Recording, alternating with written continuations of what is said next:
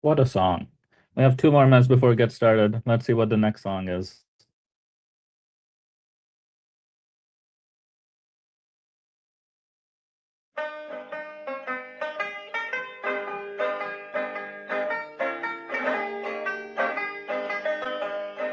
Solidarity forever.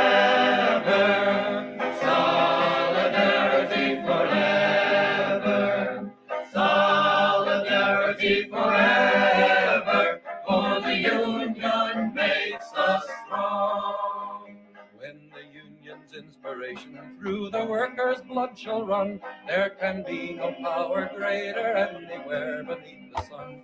Yet what force on earth is weaker than the feeble strength of one? But the union makes us strong.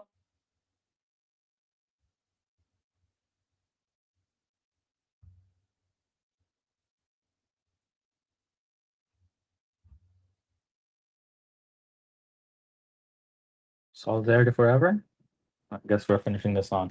Welcome, everyone. We'll kick off the meeting. If we could go to the next slide, Sid. So we're very happy to have you here. It's been a very big week for DSA, as you might have known. So welcome to the members, the prospective members, probably some right-wingers who are losing their minds about us winning. Get comfortable, have some water. Today's agenda is hopefully very exciting. We're going to have the DSA 101. Then we're going to have some of our socialists in office, newly elected, and some other guest speakers. And then how we're going to get plugged in after this meeting.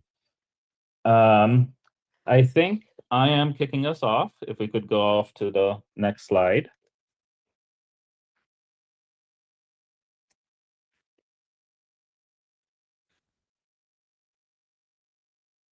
Oh. So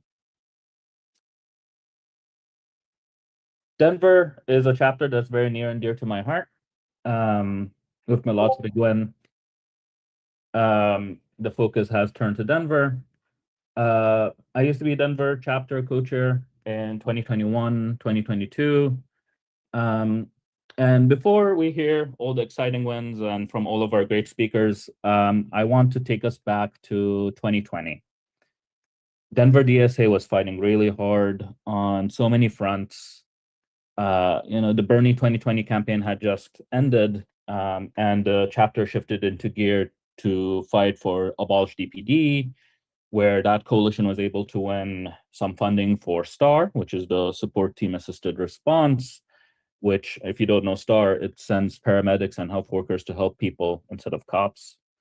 We were also able to win some reforms. We were also able to help our neighbors with mutual aid, prevent some evictions throughout COVID, and so much more. 2020 was such an intense year for so many of us in DSA that in 2021 across the country, the chapter went quiet. A lot of the leadership burnt out, and the chapter imploded a bit. Some of the committees stopped meeting, work stopped happening. All to say, the times aren't always this good. We're still a very young organization where things change year to year very rapidly. From 2021, Denver started building bit by bit. It wasn't very sexy work. It wasn't very flashy. It was a lot of admin, a lot of people getting involved again, reviving committees, asking people to step into leadership and just start meeting again. Since 2021, Denver has run a lot of campaigns that, a lot of people don't know about. Not just electoral, labor campaigns, housing campaigns, BDS campaigns, coalitions were built, and so much more. Today's wins took a lot of heartbreaking, demoralizing losses. I think a lot of people forget about those, but those losses got us here. From each effort, Denver learned, Denver built, and they grew their chapter. No organizing goes to waste. People want to talk about DSA's momentum right now. The media wants to ignore the hard organizing work that made these wins happen. So I hope everyone gives Denver DSA's membership their flowers for the incredible work and base that they've built in Denver. Even the quiet times and hard times, the members stayed resilient and they continue to fight. It'll be important that we started yesterday. Milad said something on election night. We will not wait. We will not wait to end the genocide in Gaza. It's been 1,000 days since Israel began its genocide in Gaza, which has now expanded to Lebanon and the entire region as well. It's as urgent today as it was 1,000 days ago. It's our duty and it's our mandate to do everything in our power to put an end to it. These wins mean little if our movement, which requires all of us here, to translate them into action. We need to take these wins and keep going and put an end to this genocide and win back our rights. So you'll hear from many incredible organizers tonight. Hey, Ken. I'll pass it off to my comrade Haley, who I hope We have audio is here, who's also on the National Political Committee with me, and she was also one of the people in Denver in 2021 that we asked to lead our electoral committee and bring it back to life. Haley, are you here? Yeah, I'm here. I'm going to get yelled at because my screen is vertical because my computer just decided to restart. But hey, everyone, Haley, use she, her pronouns. I live in Portland, Oregon right now. Shout out Portland DSA. Of course. And just like Ahmed, I'm going to take us back a little bit through to when I lived in Colorado from 2015 to 2024. In 2019, I joined my first DSA meeting ever. However, it was not a typical meeting. It was actually the Denver DSA endorsement interview for a socialist United States Senate candidate, Lorena Garcia, who was running in the Democratic primary to take out Republican Senator Cory Gardner. And that is the seat that Hickenlooper ended up stealing. I was Lorena's field director at that time. And to be clear, I had close to no idea what I was doing at that time. It was an extremely grassroots, scrappy campaign, but we did what was said to be impossible at the time and built a volunteer base of over 200 people across all 7 congressional districts in Colorado to collect 14,000 signatures from people who wanted to see a socialist on the ballot. During that time, I also joined Lorena for visits with Boulder, Colorado Springs, and Fort Collins DSA, and all of whom ended up endorsing and were a huge part of what made that possible. I joined DSA shortly after that, as soon as the COVID shutdown hit in 2020, and then the Colorado Supreme Court ruled Lorena ineligible for the ballot. However, it was not a coincidence that Hickenlooper had actually appointed a majority of the judges.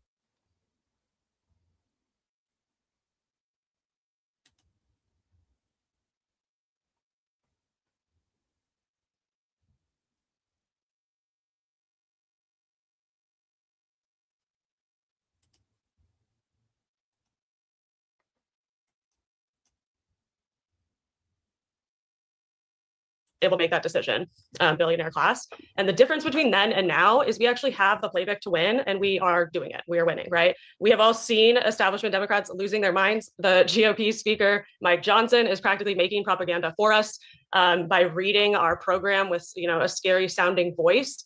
And that is because all across the country, socialists have been notching wins as we present our political vision for things like Medicare for all, an end to climate change, and a true democracy in America. The DSA difference is not just about supporting policies that will benefit the working class. It is also about our mass organizing. And so I'm going to pass it on now to Katie from the MPC, who's going to talk a little bit more about what the DSA difference is and what DSA is all about.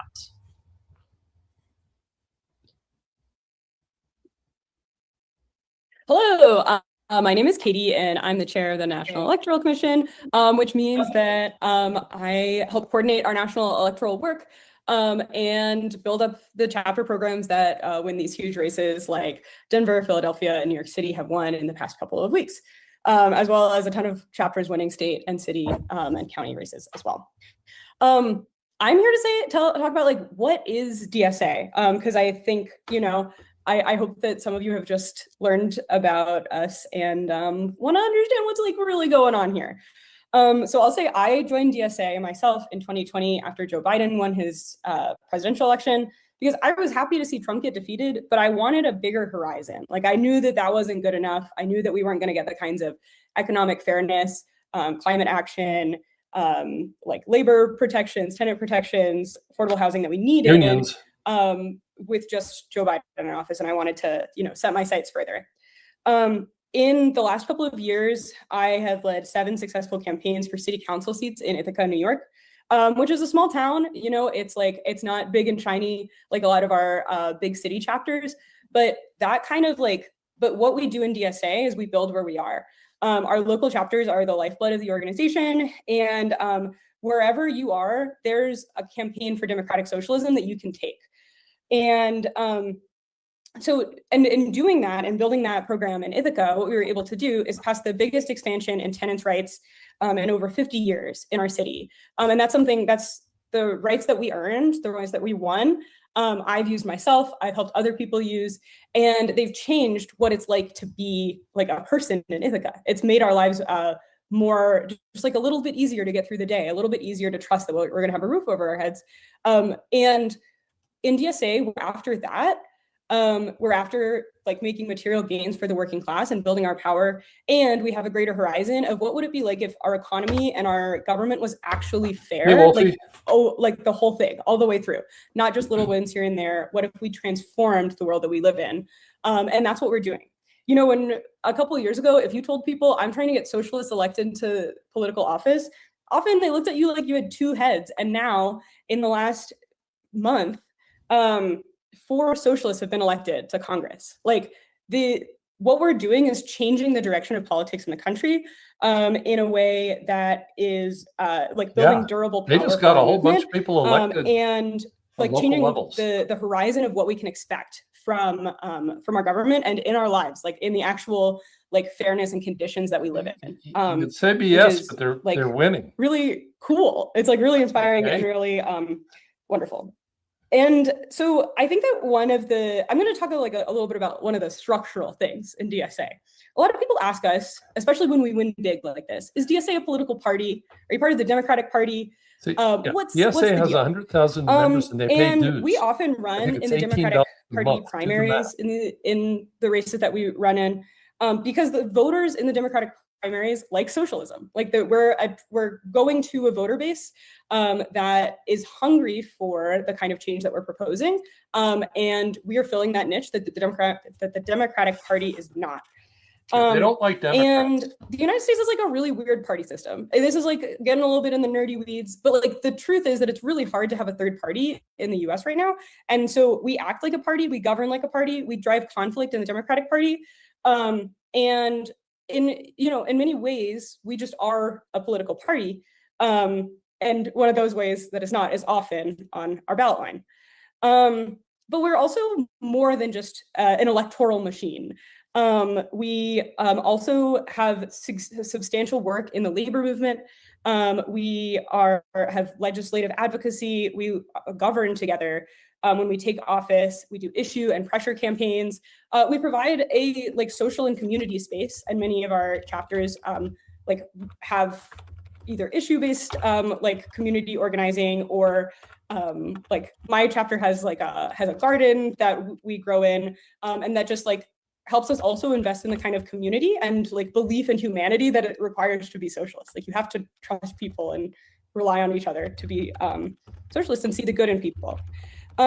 So if I could, I'm gonna land the plane a little bit with some more crisp definitions than just storytelling. So could somebody bring the slides back up, and I'll share some of our details. So the Democratic Socialists of America is a national political organization that is funded and run democratically by 100,000 members. This is when we're talking about the power that we're building, that's where it's coming from. It's coming from our energy and our dues money coming together and building an organization that only we control. Nobody else is paying the bills. Nobody else can hold the donations over our head. We are deciding what we do. And we're seeking to build a mass movement to transform our society and economy together into one that's fair and democratic. And that means rebalancing power from corporate elites, from the billionaires, and putting it in the hands of everyday people in organizing the multiracial working class. And could I have to the next slide? So socialism is like a word that sometimes doesn't get like clarified. So socialism for us is a system that's based on egalitarianism. It's a system where every person has dignity, where our basic needs are met. We have respect and equal rights and social rights amongst ourselves, despite whatever our background is, or however we live. We have fairness, that the fruits of our labor belong to us and not the billionaires. And under socialism, the solutions won't work, but they're offering people solutions. The top 1% doesn't take all the profits. We share in what we earn, if you don't understand and what we build together. And lastly, we have democracy, where like the government actually represents our needs and our interests, where it's not, you can't just buy an election. Like we see time and time again, the socialist countries that are trying to buy our elections. today are And under true democracy, Vietnam, that wouldn't China happen. We would have real representation like and laws that actually suit like what we want to happen.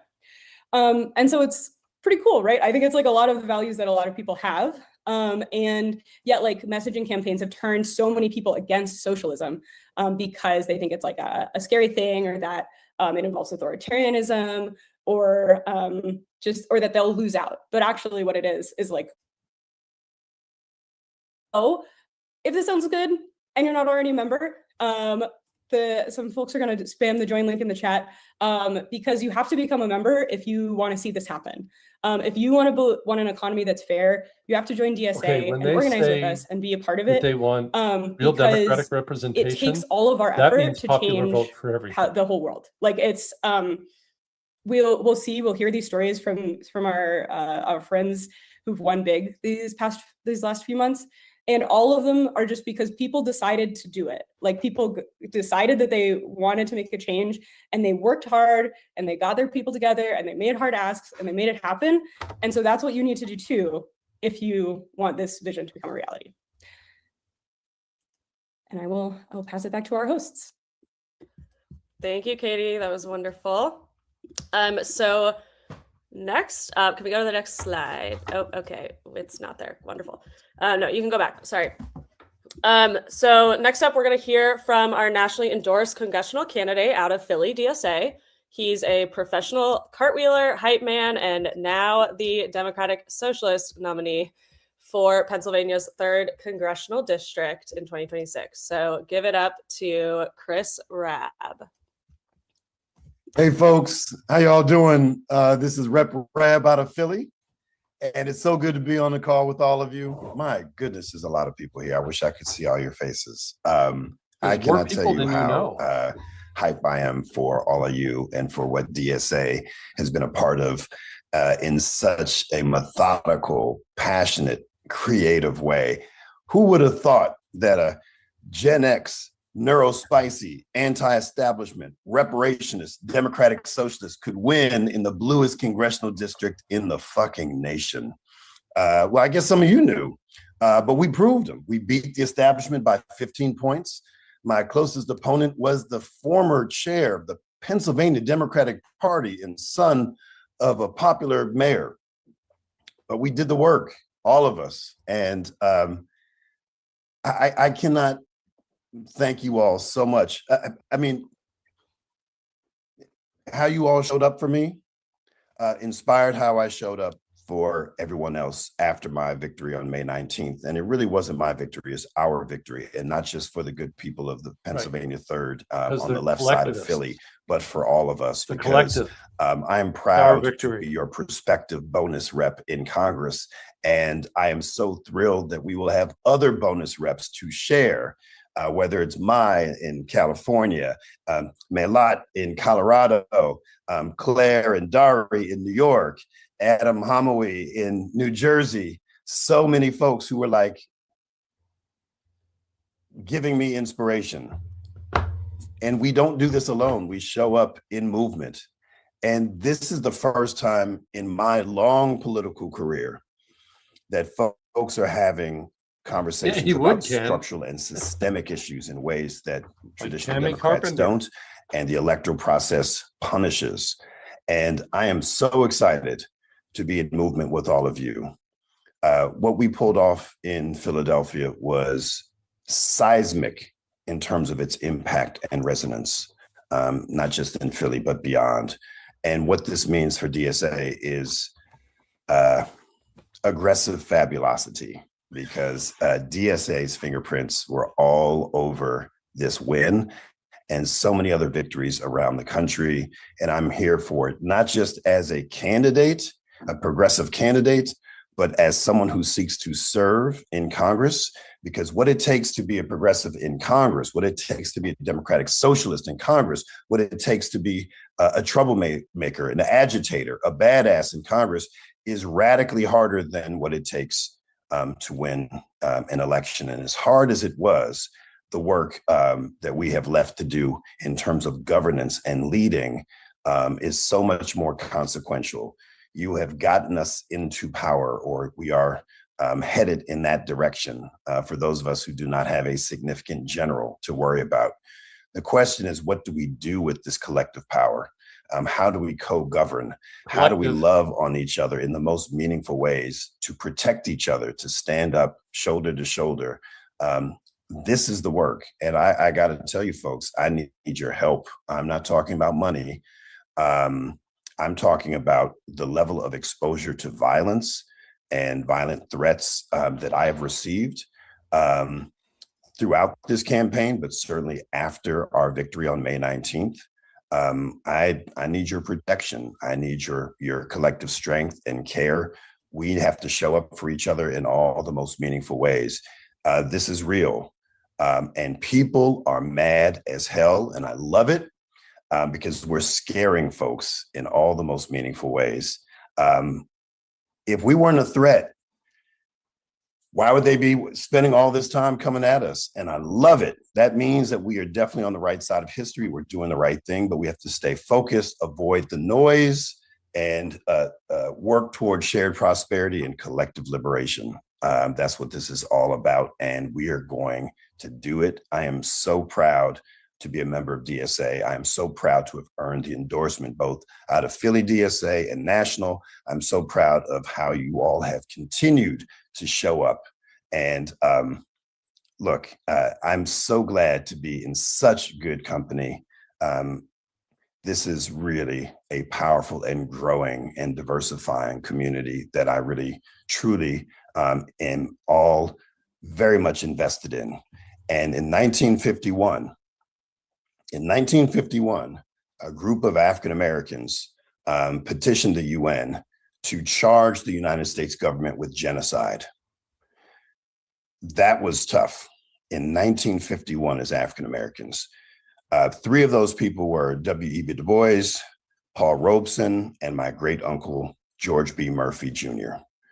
This is a legacy I take very seriously when we have to speak truth to power when it matters most, but not just speak it. We need to organize, and that's what you all do best, and I'm here for it. So I'm gonna leave it there, but I just want to say, please know that as inspiring as I may have been to some of you, your collective inspiration for me is very, very important. I see y'all. I love you. I'm here for you. Let's do the thing, folks. Thank you so much, Rep Rob. We appreciate you more than you know. So we're gonna get the slides back up momentarily while I move into our next speaker. So I wanted to just point something out that I think is a little fun here. The picture on the left is a canvas of Denver DSA in 2021. Ahmed, Andrew, and I were all Denver DSA members at the time. We are 3 of the people standing there. And then you can see in comparison to what it is like now, a few weeks ago at Malak Kiros campus. So things are happening. We're moving up. We are organizing. You can see right there the difference in the amount of people just in the last few years. And so with that, I'm going to introduce our next speaker. We're going to hear from the candidate herself who just unseated a 15-term incumbent do-nothing Democrat in the primary by 13 percentage points. Diana DeGette had been in office since the year Milat was born, and now Denver will have a representative who actually understands the needs of the working class and the urgency we need to bring to Congress. So give it up for Milat Quiros. Hey y'all. Oh my gosh. I'm so excited to be here with everyone. I always hate following up Chris because he just drops all of the beautiful words, the knowledge, the inspiration for what we got to do. I know a lot of y'all know that Chris got to join us in Denver for our very last canvas and for the victory night. And that's what it means to show up. That's what it means to stand in solidarity with one another, because this isn't about just one campaign. This is a movement that we're building. And so, Chris, thank you so much. I love you so much. To everybody that's here, y'all are amazing. Oh my goodness. Over 600 people that are on this call. This is incredible. To be totally honest with you, I'm still in a state of shock. We were really proud and excited about the campaign that we've been running over the last year. But to win with a margin of 13 points is just a shock to me, to everyone in this city, and certainly to the entire country. The work and the organizing that DSA specifically was able to do here in Denver, and then in Colorado, when we were able to get the endorsement of national DSA and all the phone banks that were happening from all corners of the country. Y'all, there were 6,500 volunteers on this campaign, over 115,000 doors knocked, and over 500,000 phone calls made across this entire district. When you hear those numbers, then it's like, yeah, the 13-point margin, it starts to make a little bit of sense. And I want to be clear, what we've done with this campaign, what we've organized as DSA is proof, is absolute, unwavering proof that people can run for office with just grassroots support and meaningfully combat the corporate special interest, dark money that pours into these races to try and silence voices like ours, that tries to keep, democratic socialists out of office, that tries to keep renters out of office, that tries to keep immigrants out of office, because we know better than anyone in the establishment, anyone in leadership, what we need to do in order to heal this democracy, in order to fight for working families, and in order to address the unfettered concentration of wealth of the billionaires and the corporations and the elite. What we're doing is just one small step in this much larger movement that we are all engaging in to fight for working families, to fundamentally reorganize our economy and our government around moral, conviction and values and clarity. And I think we've proven over these last few races that we are a force to be reckoned with. Yeah, they are. And I could not be more honored to be a DSA member, to have been endorsed by Denver DSA and national DSA. I want to speak really, really briefly to when I think things, really made a difference in this race, and when we started moving in a trajectory where our win was starting to get more and more probable. And that was during our caucus and assembly process. And, we nearly didn't even go through our caucus and assembly process. For folks who aren't familiar, Colorado, you can either get on the ballot through petition or you can go through caucus and assembly. Caucus and assembly takes cumulatively 14 hours over the course of several weeks, several weekends. If you're a wage worker, if you are a parent of kids, if you are anybody that is just trying to scrape by and survive in this economy right now, spending that kind of time in that kind of a democratic process is not easy. And so this is a process that is honestly largely meant to protect incumbents, and is really used to really amplify the voice of party insiders. But after we got the DSA endorsement, and we spoke with our friends and our comrades, and it became clear that we were going to be able to organize in a way that we could meaningfully show up at caucus, and potentially win. And not only did we win, we won with 63% of the vote. And in the final round, we took 67% of the vote. And DeGette was nearly taken off the ballot by just 6 votes. 6 votes, and she wouldn't have even been a candidate for this race. That was DSA. That was quite literally the DSA difference in this race. That is what got us so much more attention, so much more, frankly, respect from a lot of people that didn't think there was a chance in hell for this campaign to succeed, and really excited a lot of people because it was the first piece of evidence that we actually do have agency. We actually do have power, and we have the ability to talk to our friends, to our coworkers, to, people that live in this district about the kind of world that we want to live in, the kind of leadership that we want to have, and the policies we want them to fight for. And we carried that over for the last 4-5 months or so and built up this movement, this infrastructure that the state of Colorado, frankly, has never seen for a congressional campaign. And we made history. And I could not be more honored to have done it alongside every single one of you. I know so many folks here made calls for us, knocked on doors for us, made all of the difference in the world in helping us not only win, but dominate with a 13 point, I don't know, votes are still coming in, 13.3 margin, I think, right now.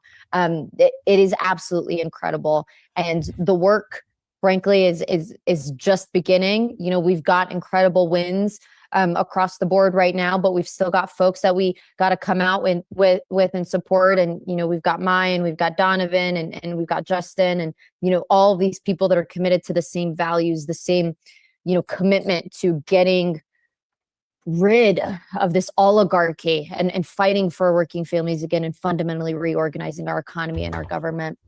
I'm so excited to be working alongside you all, especially as we, maybe get ourselves a little socialists in office caucus going in Congress. There's so much work to be done, and I just can't express my gratitude enough. Thank you all so much for everything that you did to support my campaign, to support Rep. Rab's campaign, and all the work that we have going forward as well. It's an honor to be here with you all. Thank you so much. We are so excited for you, and I cannot believe how much FOMO I had not being there this weekend. So passing it to the next speaker, we're going to welcome the New York City DSA's Bronx and Upper Manhattan representative, James I, who's going to talk about the massive slate victories, the possibility of socialist governance, and how New York City got to where they are now. James, take it away. Yeah. Hi, everybody. Yeah, so we had a bunch of major victories in New York City last week. Our state slate, we swept. We won 9 out of 10 seats, and we got 2 congressional seats in New York City. So this was a very long process to get where we are. So our first state SIO, we got elected back in 2018 in Julia Salazar in Brooklyn. So starting in 2018, we elected Julia Salazar in the state Senate, AOC in Congress, and we spent many years methodically expanding our ranks throughout the city and really consolidating specific areas. We've ran back in 2020. We ran a whole slate of candidates in Queens, in Brooklyn, including then Assembly candidate Zoran Mamdani. In 2021, we were able to get a few council seats, and then through 2022 and through 2024, we were able to expand our footprint further and further into the state legislature. We take a very methodical approach when we're picking districts to run in. We pick districts that tend to have very progressive voting record. And we also pick districts where we have a high member concentration. So they're districts where they tend to be more amenable to our message, broadly speaking. And then they are also areas where we have a large volunteer pool that we can really take out. We can really tap into to run the campaign. Like the way we run our campaigns is DSA members are really integrated into the campaign. They are the campaign managers. They are the field directors. They are the field leads. They are really, when we say we're running the campaign, we mean we are physically running the campaign. Now, this came to this, we kept making progress until 2025, where we decided to run Zoran Mamdani for mayor. And he came in as the underdog, where he was polling at 1%, and then he ended up winning the mayoral primary in an upset landslide, huge engagement of like young voters, huge expansion of the electorate. So that brings us into 2026.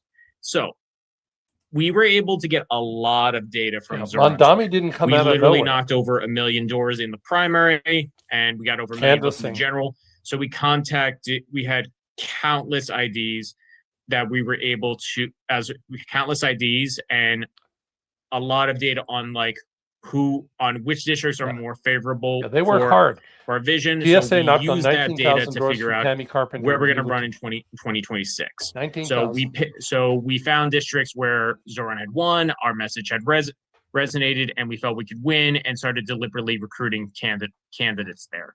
And that's how we got a lot of our state slate. Now, what we also happened is we began to run 2 congressional campaigns.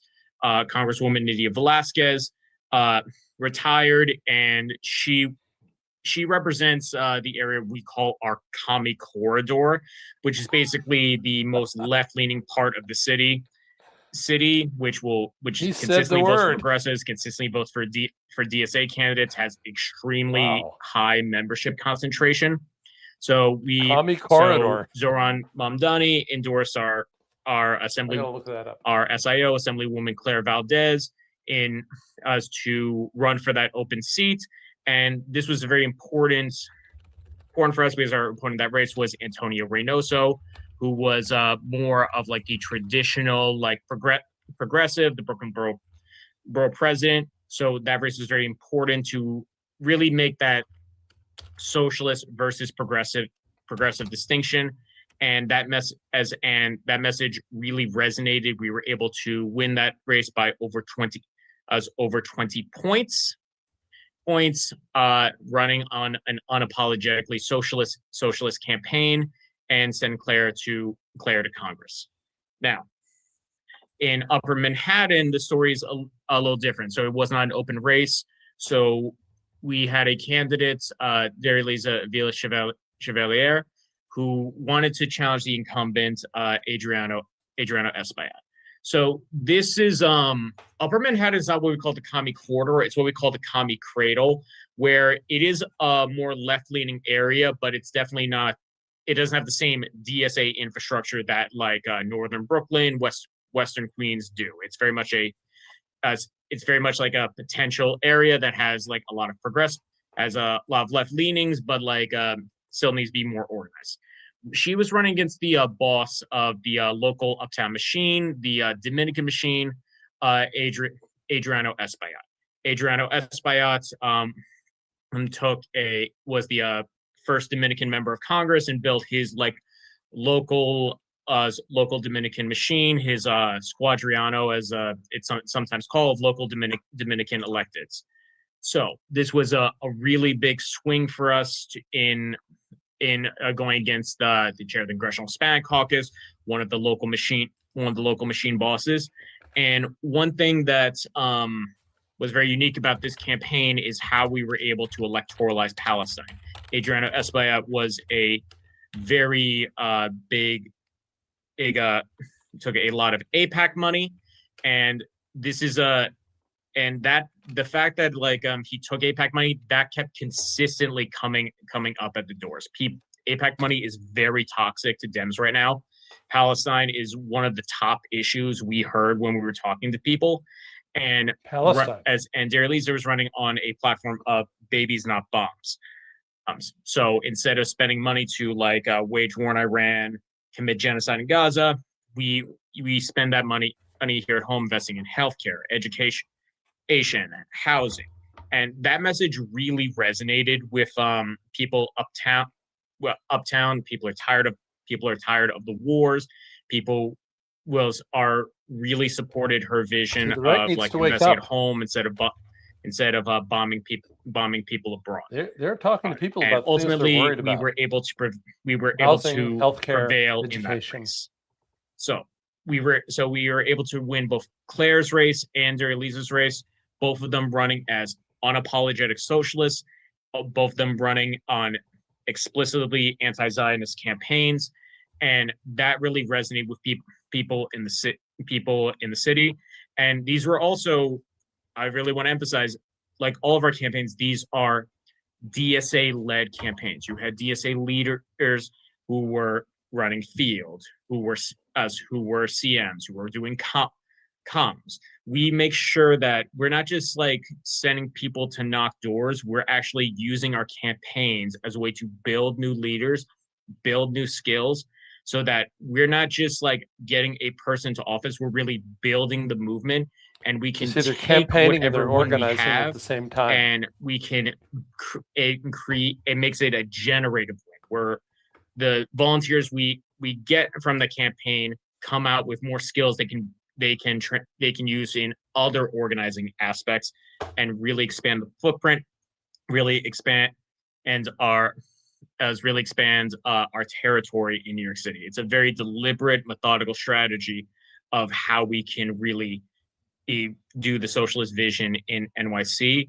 And I'm actually like very proud to see that we are going to be sending 2 members of Congress. Claire is an incredible labor organizer who will fight working people. Elisa spent her adult life fighting for the Palestinian rights movement. Spent much of her time fighting for the rights of immigrants, especially fighting against family separation during Trump 1. And she's going to be an incredible fighter for immigrants when we are in time where ICE has become like a Trump's Gestapo.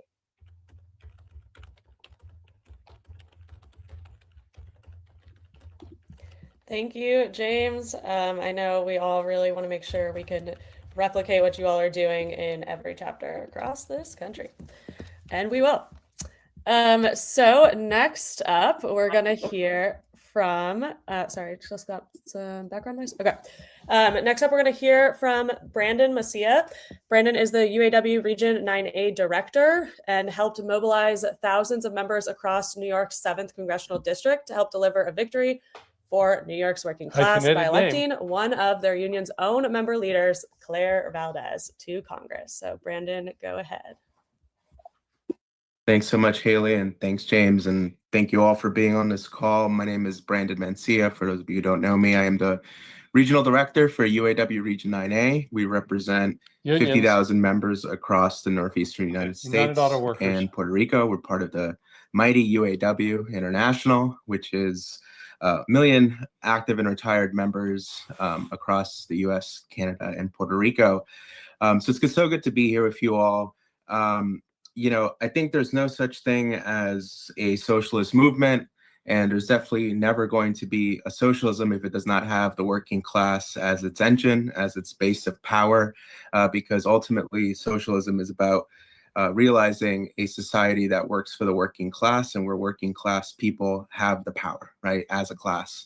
And so that's the project of building a labor movement in this country and around the world, right, a working class movement that is able to organize itself, build power on the shop floor, at work, in our communities, and also be able to take political power and use that for our interests. And that begins, you know, really at the core of it by building up our unions. Unions are one of the only, possibly the only organization in the entire country that is a democratic engine for working class people to participate in and take power and control over their lives. What is the working class? The working class is all of us who have to work for a living, who have a boss, who are, you know, not able to negotiate over our very working and living conditions, our wages, our healthcare, all these things that other people are deciding for us. Unions are the way that we are able to actually build power and have a say over all of these things. And so the UAW, if you've been following us the last 3 or 4 years, we've been very busy trying to revive the labor movement because, again, there won't be a political movement in this country that is able to reverse inequality, that is able to win universal health care, that is able to win real retirement security, if there isn't a strong labor movement. So the UAW, one of the historic unions in the United States with still a ton of leverage and power over the US economy, has been doing 3 things over the last few years. One, we've been fighting for strong contracts, which is at the minimum what we should be doing as a union. 2, we've been organizing the unorganized. We finally were able to win a historic victory at Volkswagen in Tennessee. We've also organized thousands and tens of thousands of workers in higher education, in nonprofits and legal services, and other manufacturing sectors. But the third thing is why I'm here to talk about, which is what it means to build political power as a union. To me, that comes down to 2 things, which is what we've been working on. The first is to have an actual political program that is led by our members for our members' interests and for the interests of the working class. And it's so many of the issues that have been talked about here today, right? It's about wages, it's about healthcare, it's about real retirement security, it's about work-life balance and winning a 32-hour work week. It's about ending forever wars and funding our essential social services and social safety net with the money that's otherwise used for bombs and for genocide abroad. It's about standing up for all workers. And so as a union, we need to build that political program and be able to stand up for all of our members and the entire working class. But then there's the second part of that, which is why I think it's so important that we're having this call, which is that it is our understanding that no one is going to be a better fighter for the working class than those workers who have had the experience standing up for their coworkers and standing up for the working class in their unions. Why? Because Claire Valdez, as a UAW member, was a rank and file member who got involved in her union. She got elected to her bargaining committee, stood up against the billion-dollar university, which is Columbia University, defended and represented her members, her fellow coworkers, against an incredibly repressive university. She was able to take that leadership to the next level, just which joined is this to guy as go a beyond the UAW workplace and into director, the United Auto state Workers. assembly. We alongside DSA recruited her to run for state assembly. And so when the opportunity arose for after Nydia Velasquez's retirement, we saw no greater opportunity for us to build this theory and make it real than to have Claire Valdez step forward as a socialist, as a democratic socialist, and as a labor rank and file organizer and take the fight into Congress. Similarly, Daria Lisa, her life story, she'll tell you it over and over again. There's a stark difference between the jobs that she's worked that have been union and non-union. Recently, she has been working as a investigator for a public defense organization that is also represented by the UAW in New York City. And so, as a movement and as a union, we've gone to a place that had 0 UAW members in Congress. Now, hopefully, given that the general election is all but settled in New York City, next January, we will be having 2 rank and file UAW members serving in Congress so that we can fight for all of our priorities and all of our, demands as a working class movement. And so I just want to wrap up here by saying again that this story does not need to be limited to the UAW, nor does it need to be limited to New York City. This is a story that I think can play out all over the country. This marriage between DSA and labor is essential for building power for both of our movements because they should not be 2 movements, they should be one. And so this is the best way to activate a huge base of union members who are disgruntled by the political culture in this country. This is a great way to activate politically and raise the consciousness of many working class people who are disillusioned with this country's politics and do not yet have the path to a union given the state of things and in this country. We need to be recruiting union members to run for office, even better when they are also DSA members. And so the last thing I'll say is that the next step is building, right? It's being serious about these great wins that we were able to achieve and being serious about governing and winning. Claire and Daria-Lisa should not be, exceptions. They should be the new rule for us. And I think as a UAW, we will continue to, recruit from our own membership to run for office.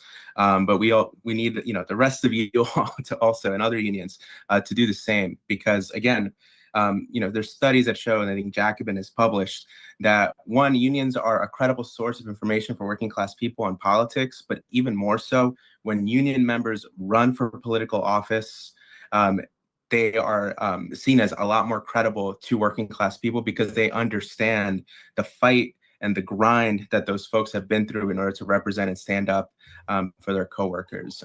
So I leave you all with that. Solidarity forever. The UAW is proud to be in this fight with you. Thanks all. Thank you so much, Brandon. As a union staffer myself, this stuff gets me really excited. So now I'm going to pass it over to my comrade, one of our YDSA co-chairs, who's going to explain first off what YDSA is and share a little bit more about how to get involved there. Hi all, thank you so much. Thank you, Haley. Thank you, Brandon. My name is Sarah, she, her. I am the YDSA National Co-Chair. And I joined DSA in 2020 after Bernie's drop because I wanted to build a working class movement, and I didn't think that the Democratic Party was housing the momentum from that time. In my hometown of Orlando, Florida, I got involved with labor and tenant organizing, and when I went to college, I dove right into organizing and organized the first referendum on my campus at Cornell University for divesting from the war machine. They don't like the Democrats, but they will drag the Democrats along with them. The Democrats are being pulled by the socialists solidarity to the for left. striking UAW 2300 workers on campus, and led Cornell YDSA through our first electoral endorsements, where we seated the youngest socialist in office in US history to Ithaca City Council just last November. And if you told me 6 years ago that I would have done any of that, I would have looked at you like you were crazy. And so to imagine that some of you, and I feel like some of you might even feel that way right now, but the first step is always just joining and getting involved. And I'm so glad that we're all here, 600 of us, learning through that and taking the first step together. So enough about me. I want to talk about YDSA. Could we get the slides up? So YDSA is the youth wing of DSA. We organize students on campuses across the country. We have over 5,000 members and over 160 chapters, making us the largest progressive youth organization in the country. And we're using this power to fight ICE in our communities, big tech, and for a free Palestine and a better world in our future. And we know that our future is in our hands right now. We're done letting politics go on as usual when we've faced multiple recessions in our lifetimes, mountains of college debt, and now face an entire industry working to replace our jobs. After repeated failures of the Democratic Party to heed our desires in the encampments, to fund our futures and not bombs, we have taken our fight from the quad to Congress, with record turnout electing the most progressive Congress people we've seen in a generation. And that's because we are the driving force behind races like Rep. Rab, Malat, and Daria-Lisa. And that's not just happening at the federal chapters. Level. It's happening locally too. From Berkeley to TPUSA Burlington, YDSA members are running for local office in college towns. And through our wins in these student majority districts, our city councilors are leading the fight for affordability and against ICE, data centers, genocide, and so much more. And so if you want to build a more powerful youth movement, please join YDSA. It's at the same exact link that people have been dropping. And every YDSA member is a member of DSA. And if you don't have a YDSA chapter, you can start one at your school at dsausa.us/new YDSA, and the link will be in the chat. Thank you so much, and I will pass it off to Andrew.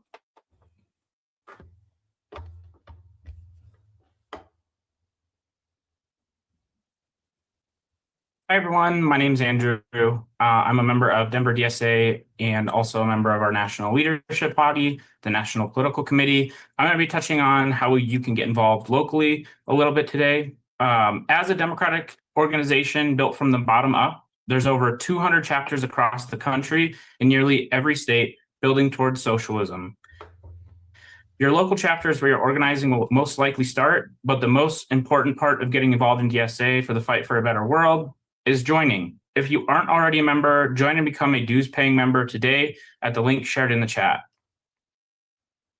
The second most important step is finding your chapter to connect with amazing organizers organizing for socialism in your country and in your community. Not a lot of you can fat. find your chapter at the link shared in the chat as well to reach out to your local steering committee to learn more specifically about how you can get involved to organize in your community. And trust me, there's more organizing to do, and it doesn't stop after the elections. If you don't see a chapter in your area, no problem. You can consider starting one.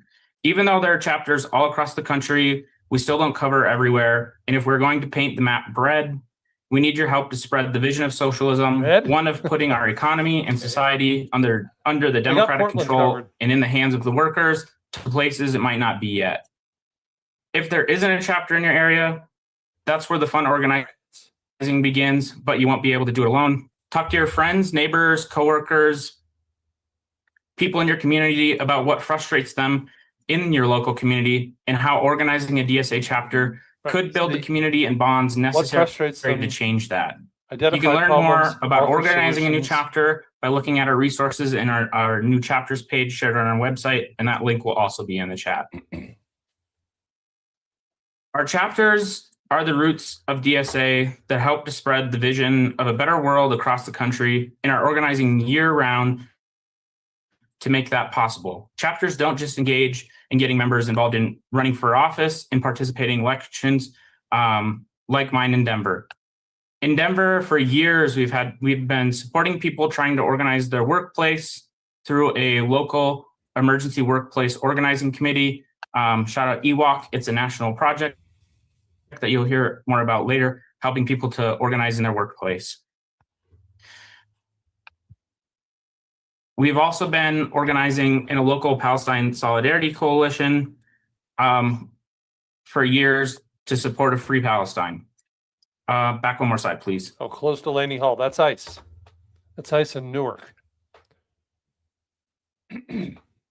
In New Orleans, DSA, they're connecting with local mutual aid groups to host free break light clinics to connect with their neighbors. How they support themselves. In the birthplace of sewer socialism in my home state, Milwaukee DSA is running a campaign to transform their monopoly investor-owned utility into one owned by the public.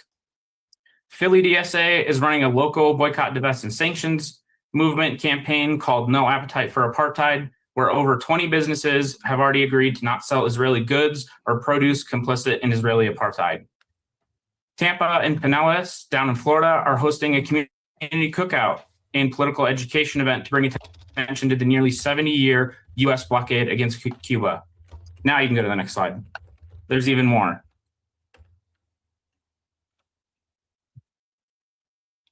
Comrades in South Jersey mobilized to support community members detained at the Delaney Hall ICE facility to demand its closure and their freedom after they launched a hunger strike. Inland Empire members are supporting efforts in one of the biggest labor fights in our history for organizing Amazon. In Twin Cities, DSA is organizing against the expansion of the militarized police state and to abolish ICE. There's lots to do in your local chapters. Please consider and get involved. The more the many, and we need all the help that we can get. Now I'm going to pass it over to Michaela, who's going to go over our exciting platform and political vision for transforming the country. Workers deserve more. This is the part you got to pay attention to. Hi, comrades. My name is Michaela. I am the chair of National Political Education Committee and also one of the co-chairs of the Workers Deserve More Program Committee. I want to see a lot of hype to thank our brave speaker, Mike Johnson, for giving us all this incredible promotion ahead of time for our program. Let's all hear it for Mike Johnson. Woo!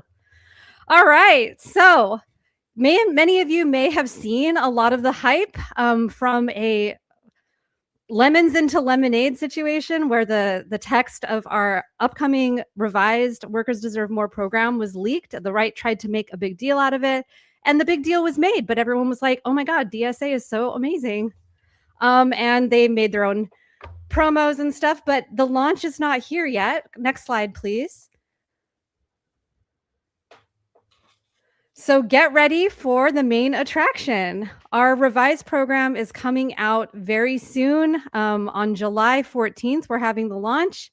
And I just want to say a few words about how we made this. This was the fruits of a resolution that I authored and had some co-authors on for convention last year that continued Workers Deserve More, but basically strove to update it for the political moment by getting people from across the country, rank and file members, representatives of the different national committees, and some of our political leadership to come together as a committee. And since April, we have been working on finding basically like consensus. I don't know if any of you are writers in the chat, but writing as a group is very difficult, as you might imagine. But it was actually one of the most pleasurable experiences I've ever had in DSA, is meeting weekly, mostly weekly, with my comrades from across the organization. We're a multi-tendency organization, and we actually came to something that I feel extremely proud of. I'm so proud of our committee. I'm so grateful for the opportunity to be able to launch this, officially into the world. And just kind of a word on the DSA difference and the why we need a program question. We've tried over several years to come to some kind of platform. A couple of years ago, we came up with the Workers Deserve More idea, like a pamphlet, and it really took off. And the reason why it took off was because people used it to organize. It wasn't just a statement of our principles, even though it is that. It also is a way to inspire us in DSA and also to communicate our ideas to the rest of the world in language that they can understand and get behind in kind of this beautiful package. As you can see, we have like some major planks, but thriving working class communities, a working class foreign policy, and working class democracy will all have different demands, many of which you will find to be incredibly familiar to you if you're a member of DSA, but also if you have been interested in the left for the last 10 years, you'll be finding things like free Palestine, self-determination, Finnish reconstruction, justice for working class communities all across the country, as well as various other kinds of ways that we have expanded the ambit. We have a section on feminism now. We also have a whole section that talks about what it actually means to live in a democratic society. We organize that such that it doesn't just mean that you can vote, which it of course means, and expanding the franchise is a huge part of this, but it's also about having democratic control in your workplace. As Brandon Mencia has so eloquently put, we need to put the working class first, right? And all of us are workers unless you're independently wealthy, if you're part of the working class, right? And this goes for all of our comrades, abled or people with disabilities, our trans brothers and sisters, everyone who is trying to make it in life. And we want to see that dignity, democracy, and the fruits of our labor be shared equally. And we want to be free. So that's actually the emphasis that we're placing, is freedom. We're going to reclaim freedom from the right. We're going to take away their Project 2025, turn it on its ass, and really actually go for it this year. So please, next slide. I just want to plug that we are going to launch this online on July 14th, and we're going to have a mass call. So just keep your eyes peeled for that. It's going to have Emma Vigland from the Majority Report emceeing. Hopefully we'll get a few other special guests on there. And we're going to talk to everyone about the program, how to use it, and what to do next, and why it's so important for us when we're building the party to have something like this that we can not just refer to, but also think about, to engage with, to do political education around. So thanks so much. And I just want to kick it over to Sid Carlson White, a member of the NPC, who's going to talk about what's happening on the NEC, the National Electoral Commission. Thanks all. Thank you, Michaela. It is really important to talk about the program because DSA's program, in addition to defining our vision for the world, also defines how we want to do electoral work as well. So I'm Sid Carlson White. I'm a member of DSA's National Political Committee, and I'm also a liaison to the National Electoral Commission, which means that I work a lot with our electoralists all across the country who are fighting for the campaigns, some of which you heard from today. So what does the National Electoral Commission do? Well, we help coordinate DSA's electoral work on a national scale. Why do we do this? Because elections are about way more than just legislating, right? We want to use the political offices we win to present a vision for how we are going to transform society along the course of that program that Michaela just talked about. We're not just here for crumbs. We're not just here to change a few numbers in the tax code. We want democracy for the working class, right? So in order to do that, we need a movement that is able to coordinate on a nationwide scale and work with chapters all across the country to carry out our political goals. So what do we do on the NEC? Well, the first thing that we do is that we make national endorsements. When a chapter endorses a candidate, as many of you might know, they can submit that candidate to the National Electoral Commission for an endorsement. And we have a deliberative interview process where we ask the candidate some difficult questions about their beliefs on Palestine, how their campaign is going, how DSA is operating the campaign. See that? And the National Electoral Commission Steering Committee then takes a vote on whether or not to make that endorsement. The NEC fundraisers. She's running Our for Socialist Congress. Cash Takes Up Capitalist Trash initiative. We've got Bud here with his little bag of money. It's actually a big bag of money. We've raised $80,000 for state and local campaigns across the country, and congressional campaigns too. And $80,000 might not sound like a lot when Jeff Bezos and his billionaire friends can cut massive checks to corporate Democrats whenever they want. But it turns out when you have people power and when you're as good at running campaigns as DSA is, you can put that money to use and smaller dollar donors will beat the big dollar slush funds. So we do a lot of fundraising. We also do a lot of campaign support. You just heard from Maylot Kiros. DSA made 250,000 calls for Maylot, and a lot of those calls were coordinated by the National Electoral Commission.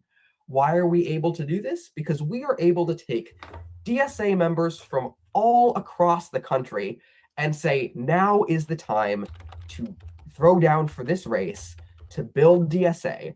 And the reason that we can do that is because we have a political program, a political vision that means that people in New York, was born in Tampa Ethiopia. Bay, in the Twin Cities, understand that when we send someone like Maylot or send someone like Chris Rabb to Congress, they're going to be making laws that affect all of us. She beat a 15-term and we want to incumbent. show that we can be the political voice that determines the future of these campaigns and how they govern.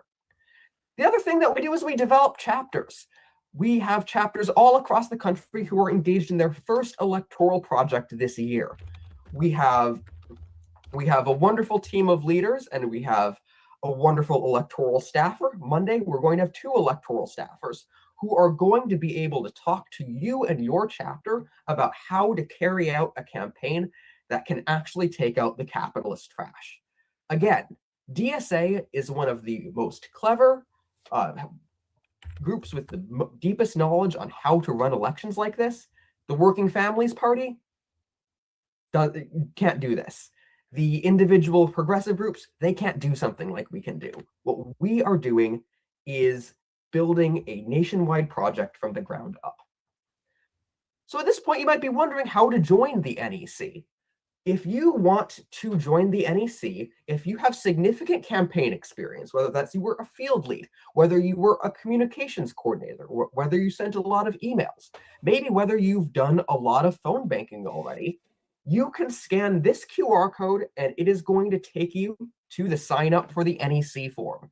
Of course, you already have to be a DSA member to sign up for the NEC, but being on the NEC means you get to participate in endorsement deliberations. You get to ask the interview questions if you want to show up for them. And of course, it means you can support DSA's program from literally anywhere in the country.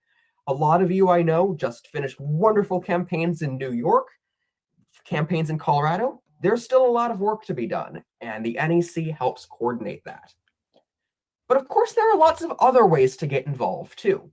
Right now is the time that your chapter should be thinking about the 2027 and 2028 elections.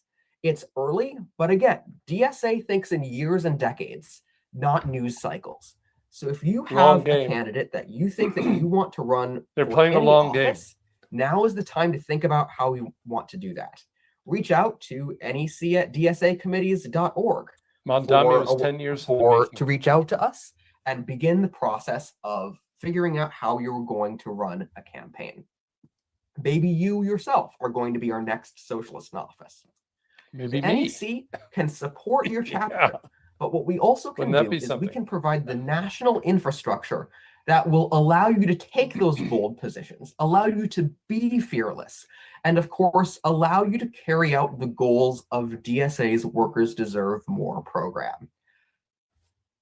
So why does this matter, right? We can't have socialism alone or in one place. We are pulling together nations because we know that is how we seize power for the working class. It's not just about winning elections. It's not just about organizing in your unions. It's not just about street protest. It's not just about tenant organizing. It is a holistic political vision that allows DSA to do all of the powerful things that it does. We run elections not just for legislation, but because we know the people that we send to office can be our best organizers, our best voices, and the best people for carrying out our political goals. We can't do this alone. And it's important to remember that no one has ever really attempted a nationwide electoral project like this since the time of the Socialist Party in the 1910s and 20s. We are embarking on something entirely new when we are building this new socialist bloc, ready to take on the power of capitalism and anti-democracy in the United States right now.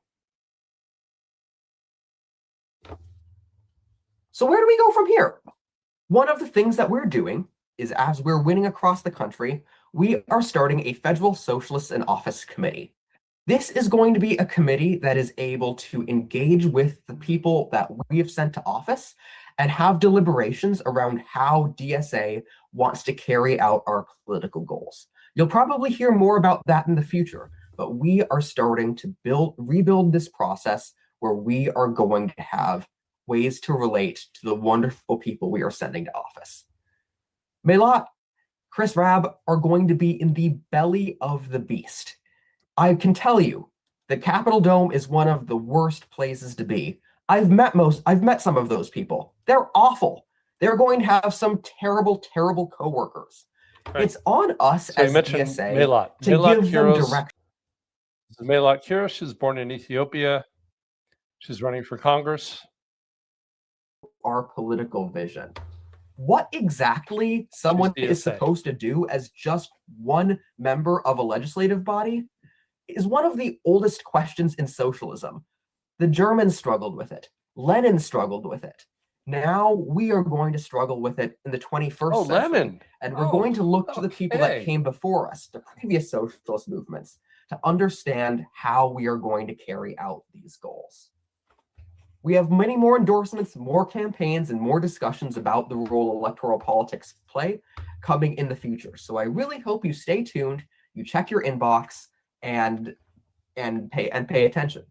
And of course, maybe you are our next socialist in office.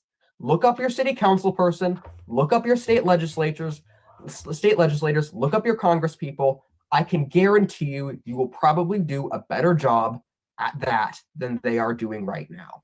And that's why we have the National Electoral Commission, so we can do it all together. I'm going to pass it now to Shayna to talk about how to get involved in our labor work. Thanks so much, Sid. Hey, everyone. It's so great to be with you tonight and celebrate our wins from New York City to Denver to Philly.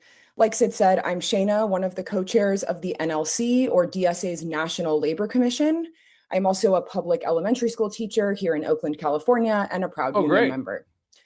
For those who are new to DSA, welcome. I'm so excited to see so many new members here, including my mom, who I think is on this call. Like you all, I have been inspired by the wave of socialists on their way to Washington to fight for the working class, as Sid just described. And just like lots of us, many of these socialist electeds began their political education and their organizing as rank and file union members, talking to their coworkers and organizing to raise their wage, expand their benefits, and win political protections on the job. But what is the National Labor Commission, or the NLC? The NLC is DSA's national body that coordinates and supports our labor work. This ranges from strike solidarity to supporting workers who want to form a union, to gearing up to meet UAW President Shawn Fain's call for mass action on May Day 2028. Our organization now has over 15,000 union members and thousands more organizing to win a union in their workplace. Come on and give a heart react if you're a union member so we can see the union power just here on this call tonight.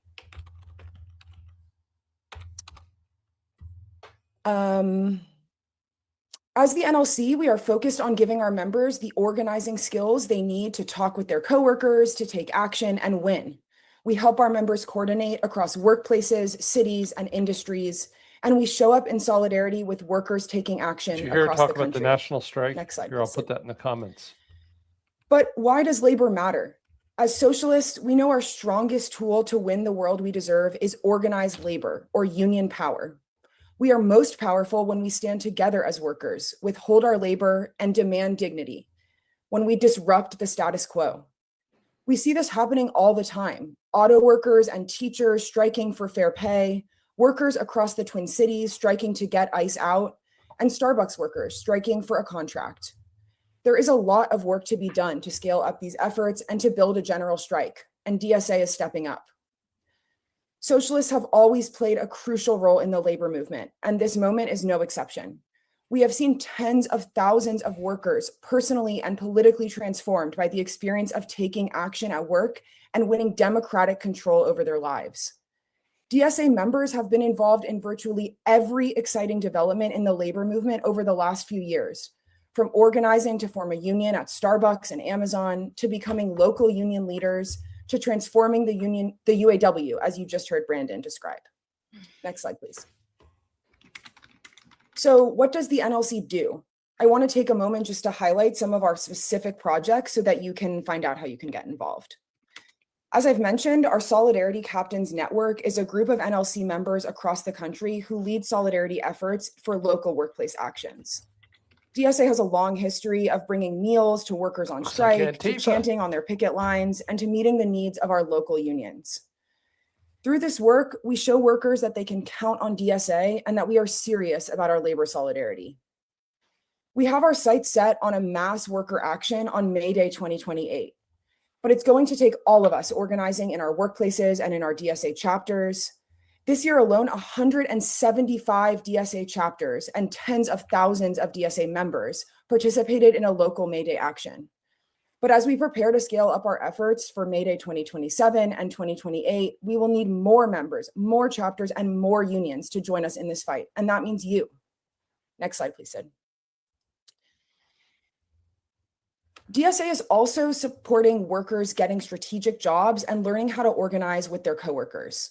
Our Workers Organizing Workers, or WOW program, is training a new generation of workplace organizers ready to take jobs in logistics, service, education, and manufacturing. Our Labor for an Arms Embargo campaign trains and educates union members to organize for Palestine with their coworkers and use their leverage to win an arms embargo. And DSA has long been leading the charge to organize Amazon warehouse workers and delivery drivers. I myself used to be an Amazon warehouse worker. Our project has taken off since the first Amazon union was formed in Staten Island in 2022. DSA now facilitates the largest network of Amazon workers in the country, providing the mentorship, political education, and skills trainings needed to grow the movement and win a contract at Amazon, with over 300 Amazon workers coming to Chicago for the Labor Notes conference last month. We have a robust network of DSA teachers, of which I am a part, coordinating across locals and international unions. And DSA members have one union leadership and now lead teacher union locals from Washington, D.C. to Portland, Oregon. Portland. If this sounds interesting to you, if you believe in the power of organized labor, and if you are a union member, a union staffer, a member of your local labor group, join the NLC. A stronger NLC helps us build a stronger labor movement and strengthen our coordination in our unions. You'll be able to indicate your interest in any of the projects I just mentioned too, and so we'll be in touch with you and connect you to the right people. And this is for DSA members, so if you want to join the NLC and you're not yet a DSA member, join DSA too. Okay, last slide. Thanks.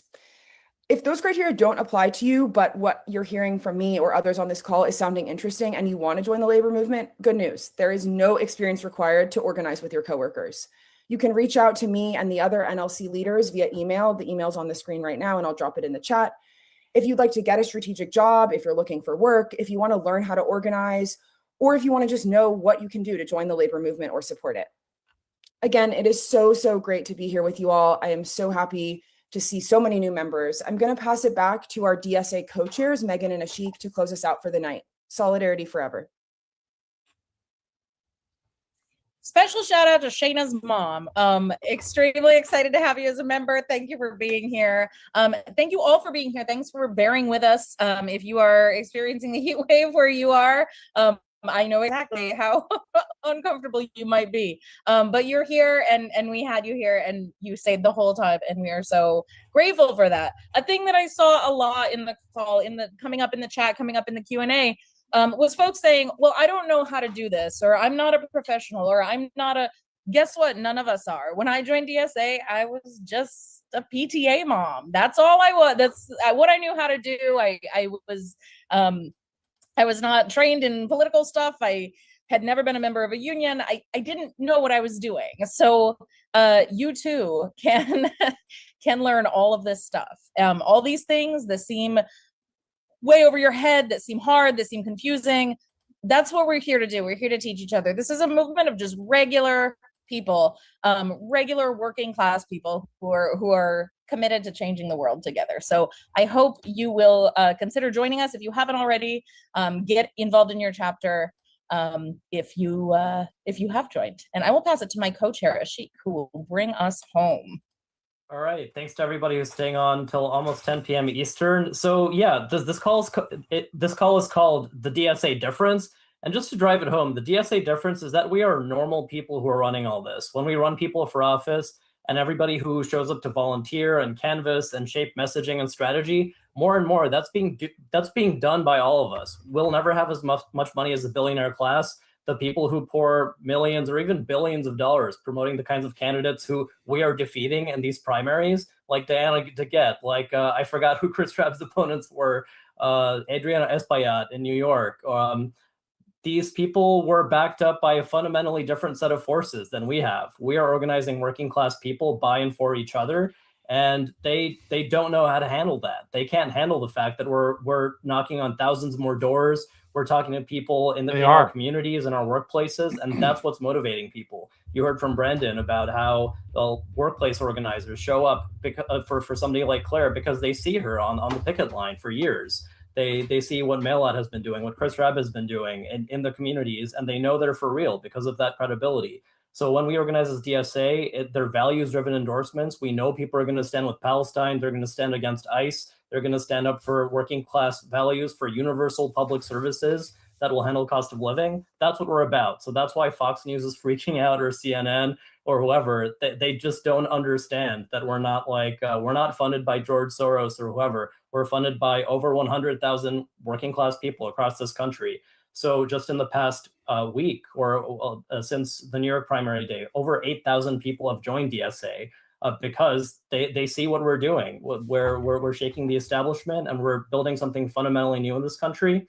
And another huge DSA difference is that it's not about any one of us. I was motivated to join DSA in 2017 after I supported Bernie Sanders in his campaign. And when he said, not me, us, he meant it. And I think millions of people across the country heard that and felt it deeply. And so many of us who are here now, we're running for office, we're organizing, volunteering. It's not about any one of us. It's not about any one candidate. And our best candidates often would never have run for office unless dozens or even hundreds of people asked them repeatedly to do it. I think you would be good at this. And they said no all those times until finally they were like, all right, there's an opening and enough people are supporting me and I'm going to be supported to do it, to do something I would never do otherwise. It's insane to run for Congress unless you're supported by a lot of people. So that's what we're about. Join DSA. I wish we had a little poll right now to ask you, over 400 people on this call on Zoom right now, if you're a DSA member. If you're not a DSA member, can you put in the chat if you are thinking about it? Let's see. Who's going to join DSA today? All right, not going to put you on the spot. Fine. But click the link, join right now, and we're going to keep growing. We just passed 100,000 members earlier this year. Soon, we are going to be bigger than the largest socialist organization in US history, the Socialist Party, over a century ago. And we can pass 150,000 members. We can pass 200,000 members. We can become an organization of millions of people. And that's what we really need to shake up the establishment. So we're now on track for 6 members of Congress, still counting. We have a few coming up. We have Cory Bush in St. Louis. We have Oliver Larkin in Florida. And a few more. Stay tuned. We'll have more news to come. So there will be a lot more to support. Primary season's going through August, so lots of chances to plug in. But it starts with becoming a DSA member if you're not already. So I'll leave it at that. Thank you, comrades. Solidarity and comrades. Yeah. Do we have any closing music?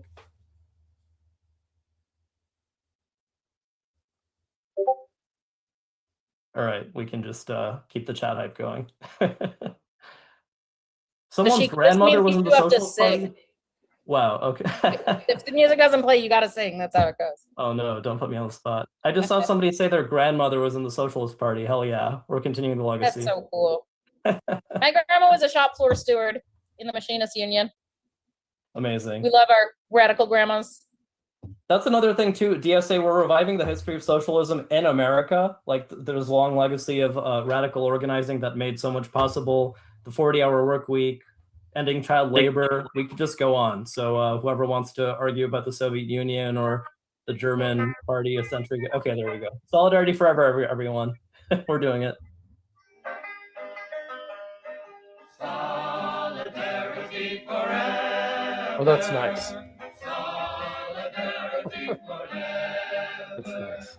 Solidarity forever. That's right, Nanny. You should be scared. When the union's inspiration through the workers' blood shall run, there can be no power greater anywhere beneath the sun. Yet what force on earth is weaker than the feeble strength of one? But the union makes us strong. That's their outro music. Solidarity forever. Solidarity forever. Solidarity Look at all the hearts. forever. For the union makes us strong. It is we who plowed the prairies, built the cities where they trade, dug the mines and built the workshops, endless miles of railroad laid. Now we stand outcast and starving amid the wonders we have made, but the union makes us strong. Solidarity forever. Solidarity forever. Solidarity forever. For the union makes us strong. They have taken untold millions that they never toiled to earn, but without our brain and muscle, not a single wheel can turn. Yeah. We can break their haughty power, gain our freedom. Okay, well, they're playing the music, but they started on time and they ended on time. And they didn't have any fat. It was well paced, an hour and a half, multiple speakers. Everybody had their talking points down. These guys are good. You can get mad at me for saying that, but it's true. They're good. They're good at what they do. They're doing a good job, and that's why they're winning elections. We can bring to birth a new world And, from you the know, ashes of the I see old. MAGA people say, "Oh, they're retards. They don't have jobs." Yeah, they have jobs. You know, you're paying $18 a month in dues. They have 100,000 members. Let me turn this down. Jeez. Hey. They have over 100,000 members, and they're paying $18 a month. That's $21,600,000 a year. That's a pretty good war chest. And remember, they've got a lot of volunteers, people doing things. Okay. Webinar's over. So they've got volunteers, so people working for free, and they've got people who are paid. And no, it's not all George Soros money. It's mutual aid and it's dues. 100,000 people who are dues-paying members. Dues-paying members. That's over $21 million a year. They just won a string of elections. Milat Kiros just won the primary in Colorado. She's DSA, and she beat a 15-term incumbent in the primary, like a Democrat. That's impressive. That's to be taken seriously. So I'm going to go make some dinner. I've been fasting all day because I need to lose a few pounds. And I also recorded the beginning of a webinar with PSL. That's the Party for Socialism and Liberation. And that one is even maybe a little bit more scary, but they talk quite openly about what their plans are for transforming the United States. And the reason I'm doing this is, and you know, not many people watched, and I'm hoping that more people watch it once it's up on YouTube, recorded and saved. If you want to know what the left is going to do, just listen to them. They'll tell you. They'll tell you exactly what they are planning.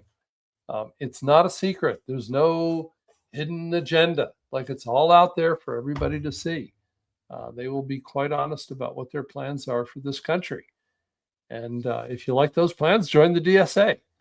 But I have